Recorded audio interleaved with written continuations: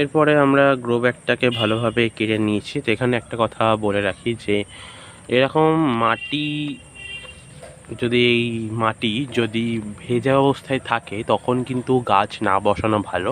তো কিছুদিন রেখে এই গাছটা গোড়াটা এরমভাবে একটু শুকিয়ে নেবেন, তাহলে কিন্তু ভালোই হয়। আর দেখতে পাচ্ছেন যে শিকড়ে বেশ এখানে ভর্তি হয়ে গেছে, দেখা যাচ্ছে যে এখানে মেন শিকড় আছে আর নিচের দিকে শিকড় ভর্তি হয়ে গেছে।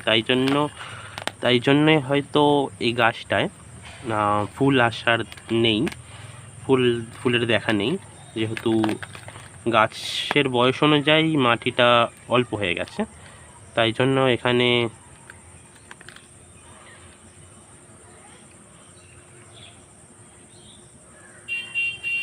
আমি গ্রো ব্যাগটাকে হালকা করে আমি এখানে ছিঁড়ে নিচ্ছি। কোনো চাপ ফাপ দেওয়ার দরকার নেই, কারণ এখান থেকে মেন শিকড়টা যে ছিল মেন শিকড়টা ভালোভাবে উঠে এসছে। তো এখানের সাইড থেকে কিছুটা মাটি যদি আপনারা চান এরকম করে হালকা হাতে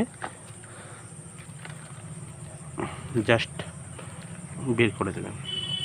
এখানে একটা জিনিস দেখাচ্ছি যে এই গাছ ঝাঁকড়া হয়, এর শেকড় থেকেই ঝাঁকড়া হয়, কারণ এর শেকড়ের পাশ দিয়ে এখান থেকে বিভিন্ন রকম রুট বের হয়।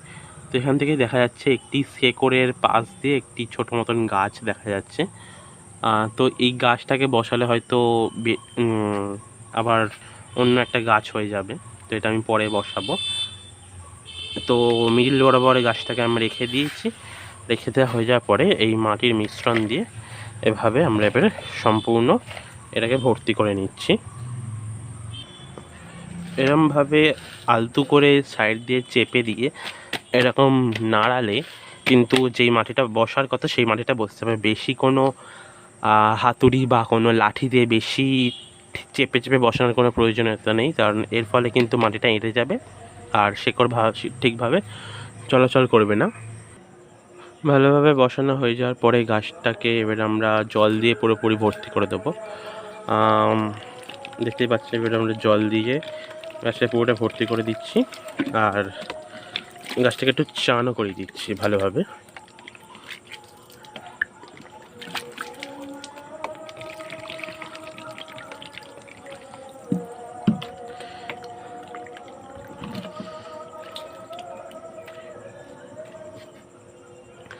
এবার এরমভাবেই ভালোভাবে গাছটাকে আমরা বসিয়ে দিচ্ছি। এবারে এরমভাবে গাছ বসালে কোনোরূপ সমস্যাও হবে না আর কিছু হবে না। আর নিচের এখান দিয়ে ড্রেনেজ সিস্টেমটা একটু পরেই দেখবে।